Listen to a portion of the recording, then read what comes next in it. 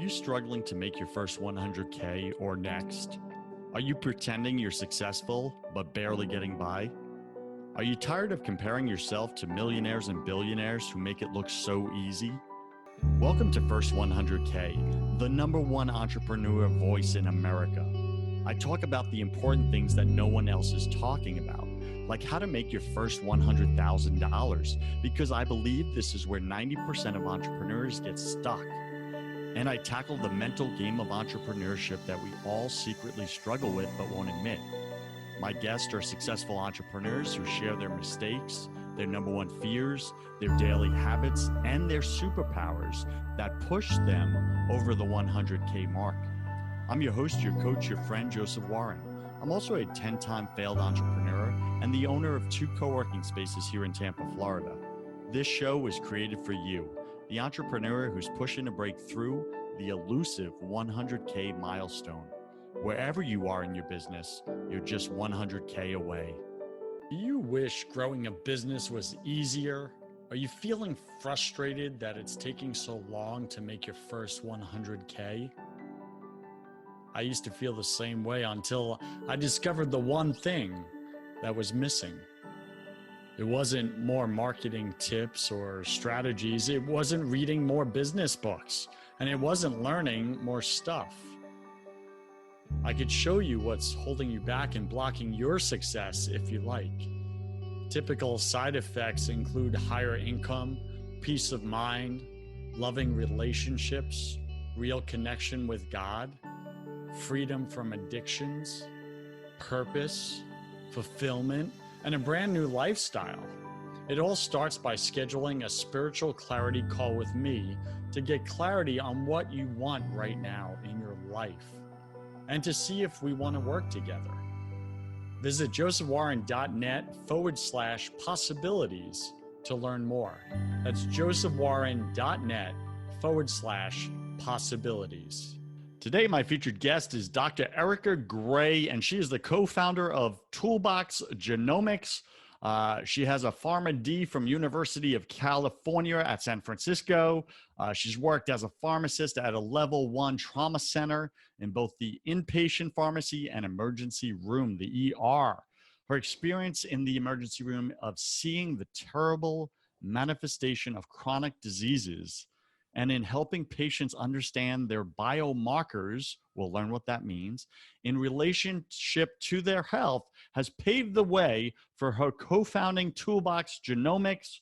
We're going to learn all about this company, why you need it, how to access it, and you can find her at toolboxgenomics.com, toolboxgenomics.com. Erika, Dr. Erika, welcome to your first 100K. Go ahead and fill in some of the gaps in that intro, would you? Thank you so much, Joseph. That was a fabulous introduction. Yes, so this has been a fabulous journey, and you brought up biomarkers, and biomarkers are these little signals that our body gives out, and we can measure a lot of these biomarkers. We can measure heart rate, blood pressure, insulin, glucose. These are all different biomarkers, and when we can track these and understand how we have them and how we're unique, we can really get a better understanding of how we interact with the world and how we can support ourselves. And as entrepreneurs, I think that's really important. We tend to put ourselves last. We put the business first and everything else. I really get that. Startup Nation, Dr. Erika's calling you out. Why are you putting yourself last? Like, seriously, like, stop. Enough is enough. And I'm not saying you should put yourself first either for all you control freaks out there. Okay. Like myself. That's not what it is. But you got to be in there somewhere, right? And you got to take care of yourself. And that's what we're going to talk about today, right? Because your mental health, your physical health really does play into your business success. True or true, Dr. Erika? Absolutely. It plays into your longevity of it, the longevity of how much you can contribute to the business, you can contribute to yourself, which is going to make or break you in the long term. I love it, right? So I'm thinking immediately, like in music, the music industry of Startup Nation, do you want to be a one-hit wonder and then just fizzle out? Or do you want to be a Michael Jackson and absolutely change and shape the entire industry that you're in and leave behind that legacy? That's what we're talking about today. All right, Dr. Erika, let's get into it. Take a quick minute, share something personal about you that very few people in your business life actually know. Most people don't realize I became a mother at 23. And I had my daughter in my last semester of college. And then I had my son in pharmacy school. And so I have really understood the juggles and the difficulties of having someone who is constantly demanding on your time, but you also have these deadlines and these obligations to a external or an outside force that you're also working with. So I've done both. So it's like running two separate entities at once. Very much so. And Yeah. you only have one brain to devote to both. Love it. So for all you single parents out there doing it on your own, kudos to you. Listen, my parents got divorced at an early age, and my mom ended up, being a single mom after that divorce. And she put herself through night school. She worked day jobs and tried her best to really just be there for us. And she did the best she could. Was she perfect? No, of course not. Neither am I, neither are you. But she really showed up and split herself down the middle, so to speak, to be there for her children. So for all of you out there, you single parents, and for all you married parents, I just really acknowledge you and commend you for that. And I know Dr. Erika does as well, because she's one of you. All right, so let's get into your entrepreneurial journey, Dr. Erika. I really want you to take us back to year one of this business. Paint us a vivid picture. Tell us that story. How did you make the shift? What was it like? What was that mental game inside your head of going out on your own? That's not really what you were taught in medical school, is like to just go branch out like that. So what was that like for you? Paint us that picture. Well, I actually have to go back even further than that, to probably when I was 6 years old, and I got really frustrated with the quality of dog treats that were out there. And I didn't like the ingredients. And so I decided to make my own dog treats. And then I sold them at my dog's little puppy training class that I was a part of. And so I had always had this idea that I was going to strike out on my own, but I never knew how to do it. And I think that's a common refrain that everybody says. They have these great ideas. And my journey started truly coincidentally. I created a protein bar for my father because I already knew he was a carrier for this Alzheimer's gene called APOE. And we discovered that information. So he wanted to know what he could do about it. I created these custom protein bars. I was doing consumer surveys, finding how much people would be willing to pay for them. And one day, one of my colleagues, who's an ER nurse, came in to my little satellite office, and I handed her this bar, and I said, "So how much would you pay for this bar?" She goes, "I don't know. I mean, it tastes really good, but what's it for?" And I said, "Well, it can help support your DNA, and it might be able to make some impact as to how your DNA expresses yourself." She goes, hold on. So you're saying that what's going in my mouth and what I'm eating could change the outcome of how my DNA expresses itself? I said, "Yeah." She's like, "Whoa, mind blown. $4 for this protein bar." Like, $4 for the protein bar. That's amazing. This is the best, this is the highest amount. So then she asked me a bunch of other questions because she was getting her MBA. And she just always asked really good questions. And then she said, "Well, I think you need to do something with this." Little did I know, behind the scenes, she's asking her professors all these questions. And then a few weeks later says, "I think you need to do this incubator." And well, what is it? What are we going to do? It's 8 weeks. We're going to do customer interviews, and I'm going to help you. I said, "Okay, yes." What? And so it was just like that. It was one thing that led to another and led to another. And every time I kept saying yes. I didn't say no.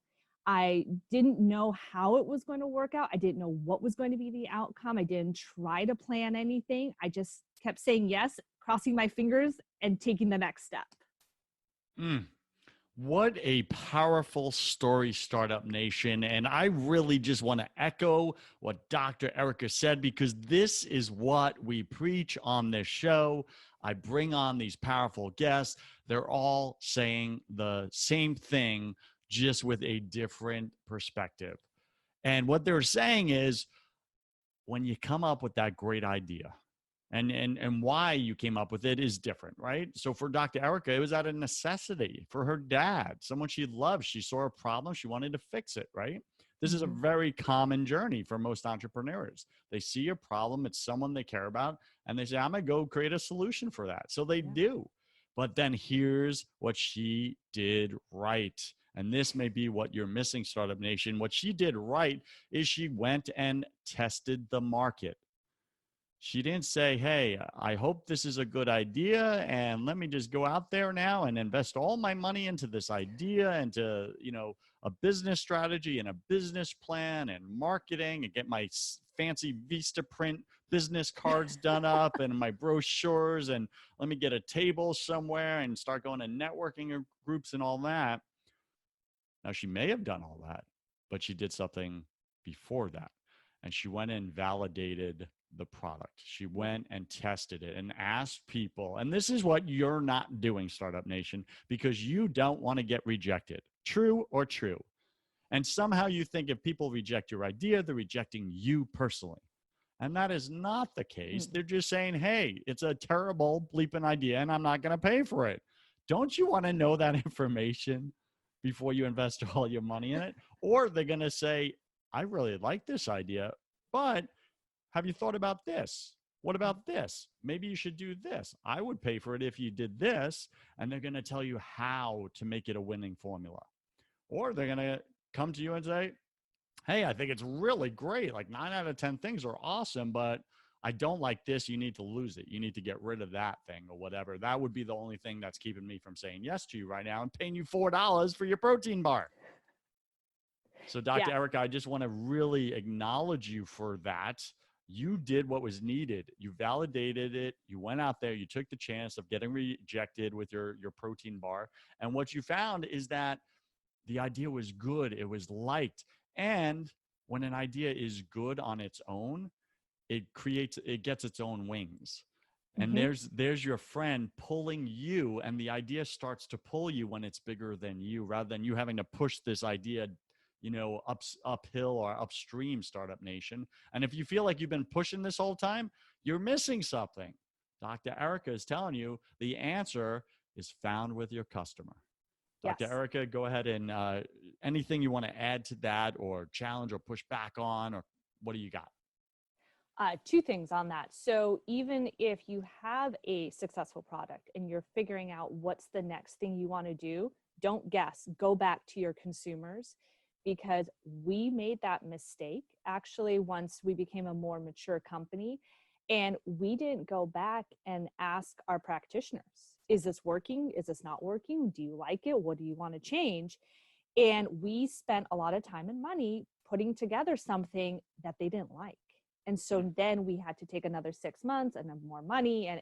So really ask your practitioners, put together not your practitioners, ask your consumers, put together a Facebook group, give them a cool giveaway to get them in there, listen to them, ask them questions, and be really interested and dive into things that are not working and why it's not working, because you are creating so many opportunities to improve their pain points, to make their life better. And they are literally feeding you the information that you can create your entire platform, program, offering, everything around it. So that is just absolutely invaluable to do. And also when you're first starting, just, maybe your circle of family is small, or your family doesn't believe in what you're doing.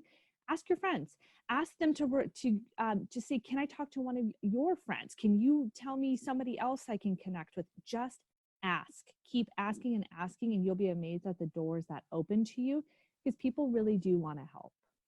Startup Nation, Dr. Erika is just dropping wisdom on the top of your head. She's not even knocking. She's just dropping it on you, okay?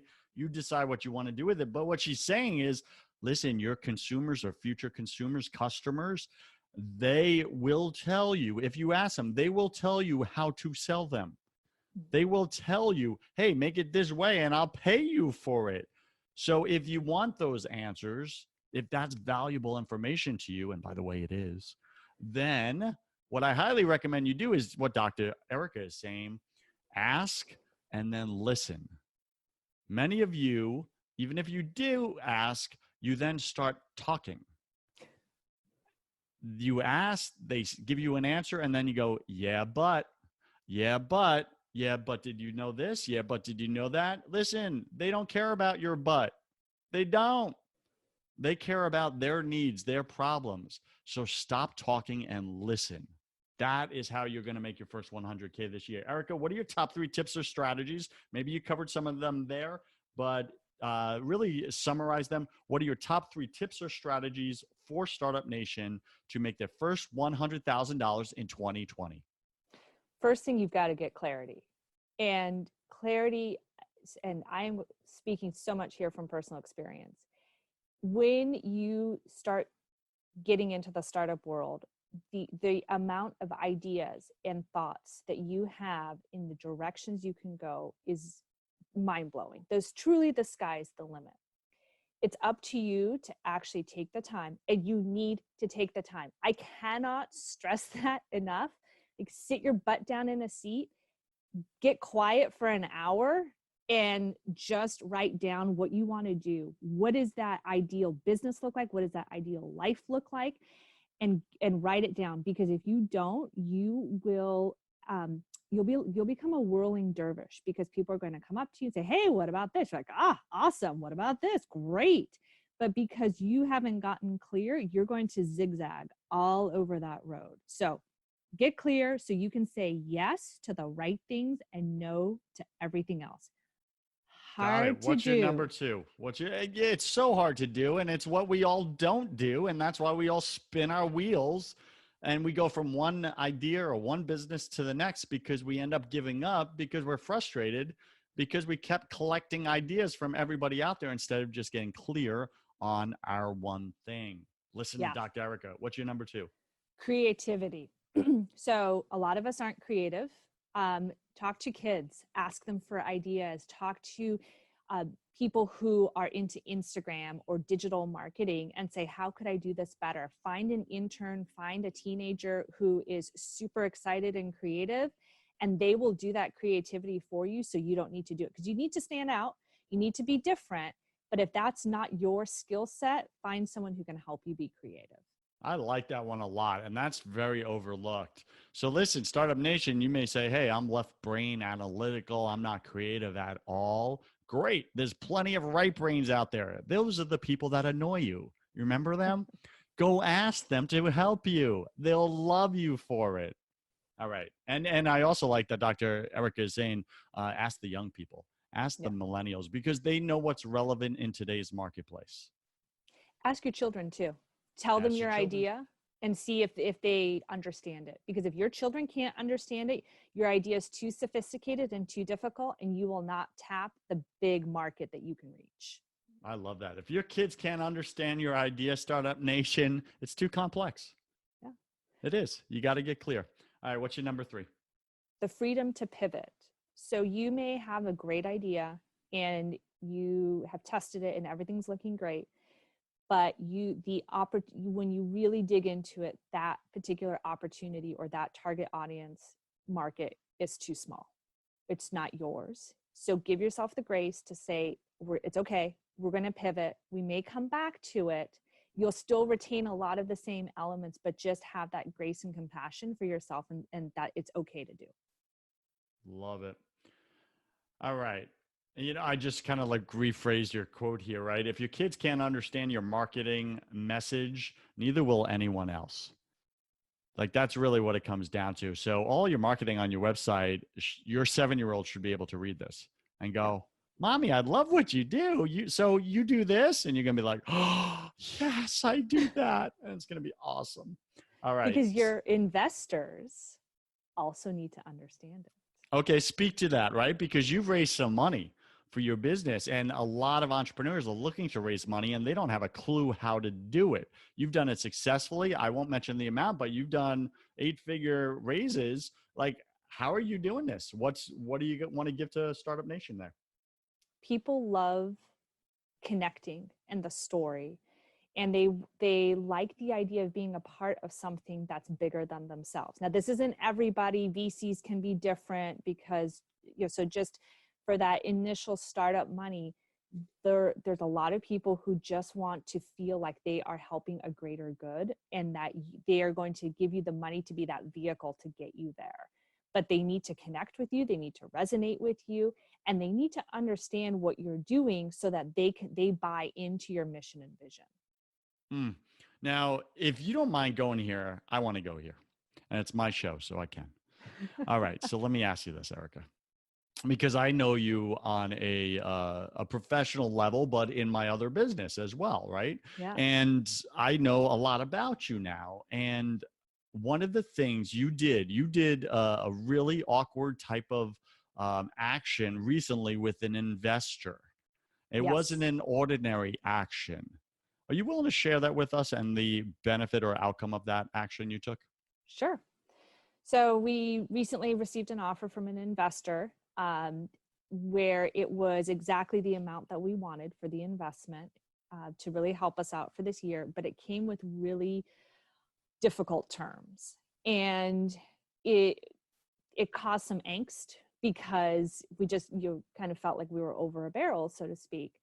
But he gave us the opportunity that I wanted. And the opportunity that I wanted was to really drive the business forward and demonstrate that we can really do it and get that teeth and that true traction that I know we can get. And it was a hard one. And so in my coaching with Joseph, he suggested that I pick up the phone and call the investor and thank him for what he is doing and the opportunity that he is providing to us. And I did. And the amount of gratitude that I received from him was incredible. And it really was a wonderful opportunity for me to truly acknowledge what he is doing, the risk he's taking, and what I am going to do in return to repay that gift and that opportunity. And I felt incredible afterwards. I think we both did, actually. Thank you for sharing that. And Startup Nation, by no means am I taking credit for that, right? That was just an idea. And I really just saw it was already on Erika's heart. I just articulated it, right? And then she went and took the action because her heart wanted to anyway. And she's like, you know what? This guy has really just been a stand for us winning in our business. And he gave me a great, amazing opportunity for our whole team. And I'm going to prove him right. And she went and took that action. And could you imagine if you're on the other side of that phone call and you're an investor and you just invested into a company like yours, and you get that call from that startup entrepreneur CEO saying, hey, listen, I just want to call and acknowledge you and just say, thank you for giving us a chance. And thank you for believing in what we're doing. And I'm going to prove you right. I'm going to make this happen. And I just wanted to say, I really appreciate you. Thanks so much. Could you imagine getting that call, Startup Nation? How would you feel? Wouldn't you want to, if you had a whole portfolio of companies and that one entrepreneur called you, who are you most likely just going to have a deeper relationship with, go to bat for, really help out with, or be more flexible on your terms with down the road? I mean, it's right there. Never forget the human touch. Never forget the human touch. Everyone is a human. Everyone wants to be liked and feel accepted and loved. Investors are no different. Neither are your clients, for that matter. What did you want to add, Erika? I think we take people's money and say, okay, we're going to do the best we can, but we have removed that humanistic element and that connection. And really, after that experience, it really made me rethink how I need to interact with investors. I love it. Erika, you've really shown up powerfully on this show. So again, we're speaking with Dr. Erika Gray. You can find her at toolboxgenomics.com, toolboxgenomics.com. She's a powerhouse. She's a seasoned investor, a fundraiser, right? Seasoned fundraiser. She's a seasoned business owner, and she's building a very successful brand here. So Erika, I'm going to ask you this because I ask all my clients this, and the audience loves context. Approximately how much gross revenue did your business do in the past 12 months? The past 12 months, I believe it was about 200,000. All right, 200,000. And what are you tracking for this year? What's the goal? Because you just did this big raise, so that's going to really make you show up bigger, isn't it? Yes, it is. So so it's 1 million. So you're going to cross 1 million. We're going to cross 1 million. What's the date you want to put on that? Ooh, I love that. Mhm. November 1st Of 20 of this year, 2020. Okay, guys. Listen, Startup Nation, that's real. And I know Dr. Erika, she's going to make it happen. She's going to take her company from 200K to over $1 million in the next 8-9 months, 10 months, perhaps. Don't you want to do that for yourself? Then listen to her. Go to her website, find her, connect with her. She's a rock star. All right. Dr. Erika, welcome to my favorite part of the show. Welcome to the hustle round. This is where I'm going to ask you 10 quick fire questions. You'll have about 3 seconds to answer each. It's just for fun. Don't overthink it. Are you ready? Yes.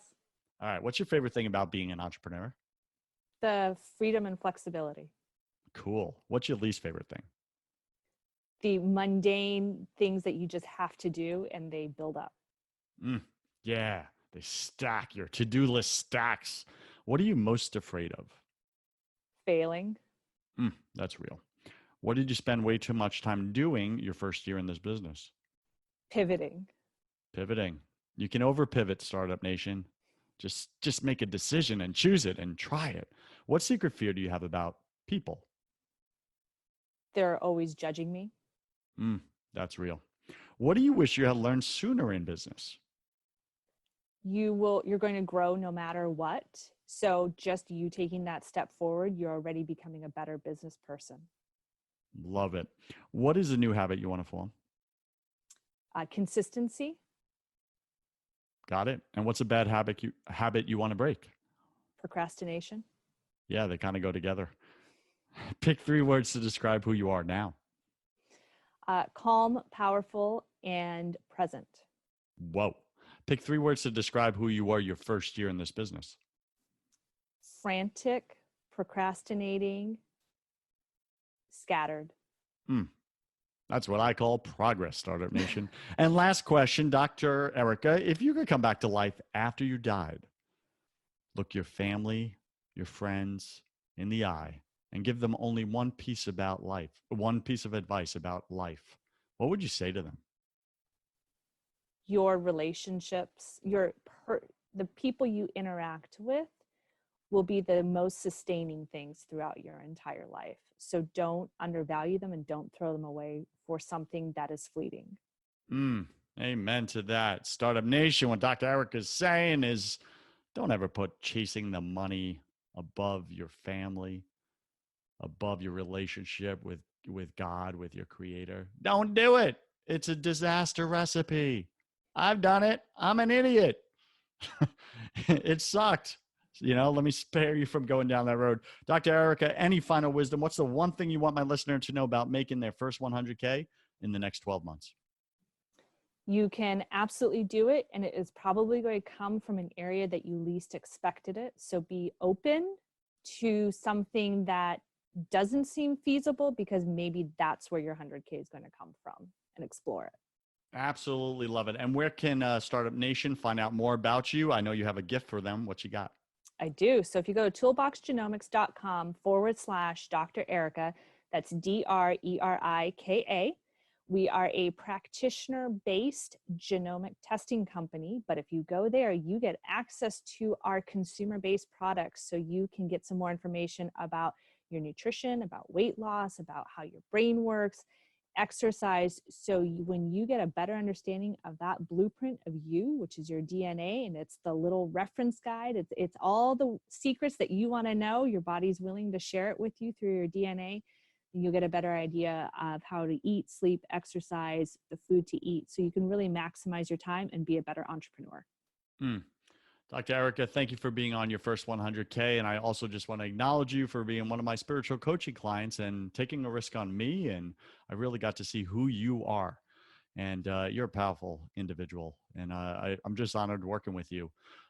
First, Startup Nation, if you want to go from frantic to peace-filled, like you're hearing Dr. Erika, look at this before and after already. And we've only been working together for a week or so, 2 weeks maybe. And already there's a transformation happening. If you want that in your life, go to josephwarren.net and reach out to me. We'll get on a call together and we'll just explore if we want to work together. Go to josephwarren.net. Dr. Erika, thanks for being on your first 100K. I wish you God's love, peace, and joy in your life. Thank you, Joseph. It was great to be on here. Cheers. Startup Nation, you cannot show up authentically in your business without building faith in your business. If you want to have that conversation on the faith side of things, go check out my other podcast called Broken Catholic.